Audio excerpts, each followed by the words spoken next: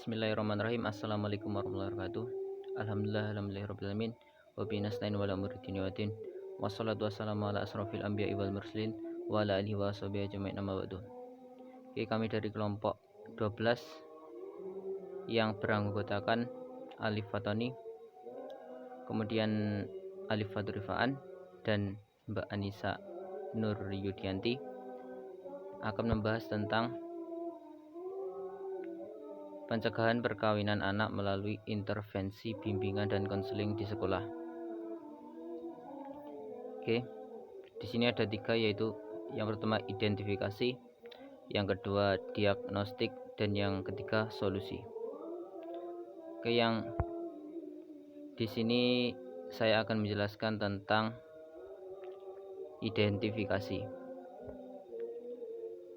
Bimbingan konseling sangat berperan dalam pendidikan peserta didik agar mereka dapat belajar dan mengembangkan potensi mereka untuk masa depan dan bisa melanjutkan pendidikan ke jenjang yang lebih tinggi lagi sebelum menikah pada usia masih di bawah umur.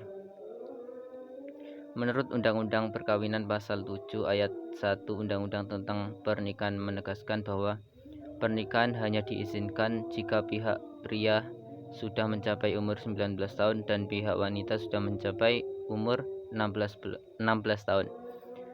Batas umur yang tercantum dalam Undang-Undang Perkawinan tersebut bila dikaji lebih lanjut lebih menitik beratkan pada pertimbangan segi kesehatan.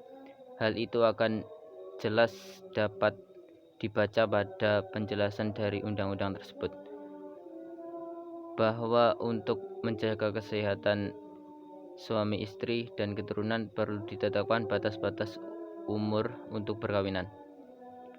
Mungkin cukup sekian yang dapat saya sampaikan. Selanjutnya akan dilanjutkan oleh teman saya.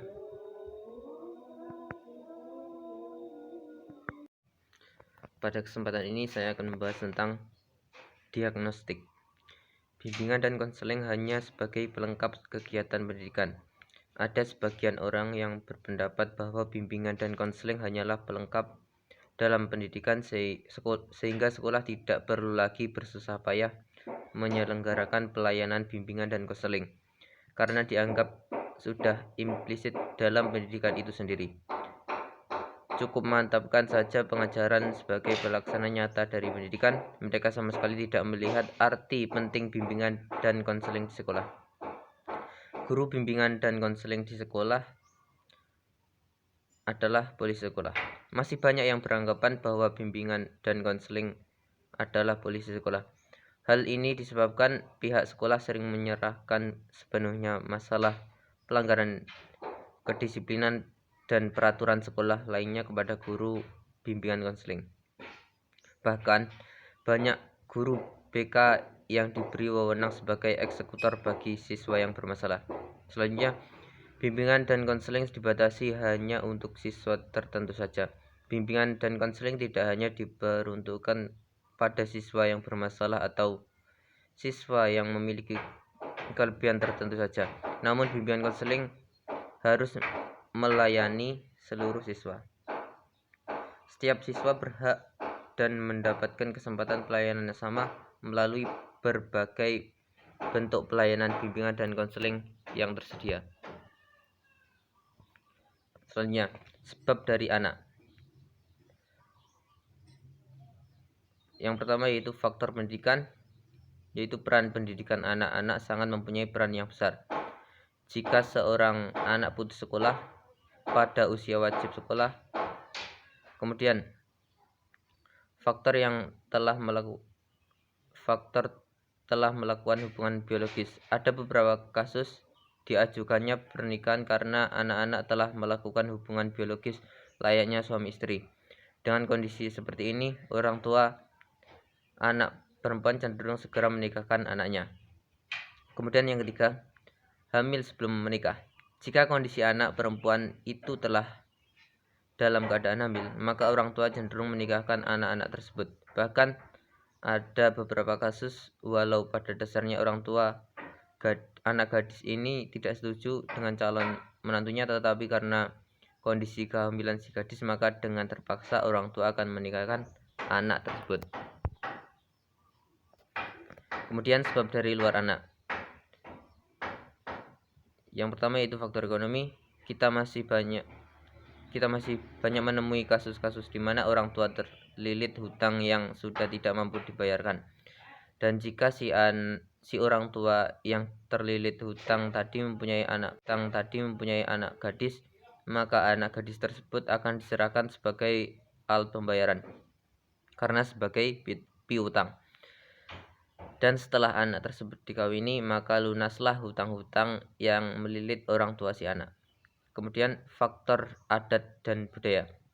Di beberapa belahan daerah di Indonesia masih terdapat beberapa pemahaman tentang perjodohan, di mana anak gadisnya sejak kecil telah dijodohkan orang tuanya dan akan segera dinikahkan sesaat setelah anak tersebut mengalami masa menstruasi. Padahal umumnya anak-anak perempuan mulai menstruasi di usia 12 tahun. Maka dapat dipastikan anak tersebut akan dinikahkan pada usia 12 tahun, jauh di bawah batas usia minimum sebuah pernikahan yang diamanatkan undang-undang. Oke, selanjutnya akan disampaikan oleh teman saya. Baik, di sini saya akan melanjutkan dari teman saya, yaitu solusi. Yang pertama, langkah preventif. Langkah preventif merupakan hal-hal yang dikategorikan melanggar tata tertib sekolah. Secara positif, langkah ini untuk mendorong siswa mengembangkan ketaatan dan kepatuhan terhadap tata tertib sekolah. Yang kedua, yaitu reprensif. Langkah reprensif merupakan langkah yang diambil untuk menahan perilaku yang tidak sesuai agar menanggulangi pernikahan dini seringan mungkin, atau untuk menghalangi pelanggaran yang lebih berat lagi. Langkah reprensif juga merupakan langkah untuk menindak dan menghukum siswa yang melanggar disiplin sekolah. Yang ketiga yaitu kuratif. Langkah kuratif merupakan upaya memulihkan, memperbaiki, meluruskan atau menyembuhkan kesalahan-kesalahan dan perilaku-perilaku salah.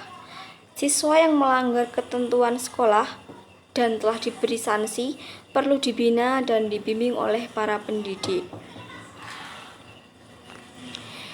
Berdasarkan identifikasi, diagnostik, dan solusi dari permasalahan tersebut, dapat ditarik kesimpulan bahwa bimbingan konseling di sekolah sangat berperan dalam perkembangan peserta didik.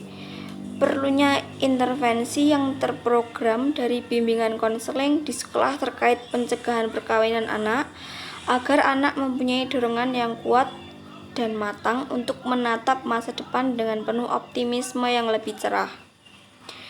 Selain itu, perlunya peran orang tua untuk selalu mengarahkan anak-anak mengenai pentingnya masa depan mereka.